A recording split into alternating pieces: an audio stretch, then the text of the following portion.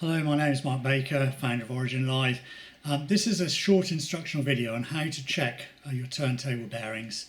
So if we take a look at this deck here, which is fairly representative of most decks on the market, the first thing we want to do to check the bearing is to take the belt off because it stops so quickly with the belt on. All right, so remove the belt. Check just the sub platter, or you can check it with the main platter on, but the most reliable check is with just the sub platter if you have one. Now many decks don't, so please ignore the sub platter. We'll go on to the main platter, but the principle is exactly the same. What a lot of people do when they're, well, first of all, before we get started, you need to distribute the oil film nicely around in the bearing, so give it a spin first before we get into the actual ultimate test. A lot of people just look at this as to think, oh, the bearing's really free, that's going on forever.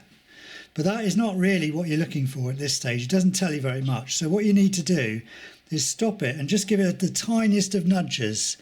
Okay, so it's going very, very slowly. And if it's not a good bearing, it'll come to a stop very quickly.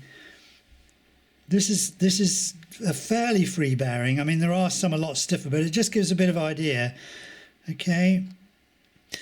Obviously, this is also a very light subplatter. It's not like a metal subplatter, so it's coming to a stop very quickly because there's so little momentum.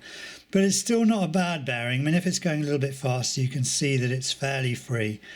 So let's put the actual platter on now and do the same test again. This is for decks which obviously just have a main platter on. So we'll just give it a very, very small nudge. Again, it's best to give it a little bit of a rotation to get the oil film distributed, and then you just slow it down. I'm just slowing it down on my fingers, so it's just rotating now. And again, you can see how quickly it comes to a stop.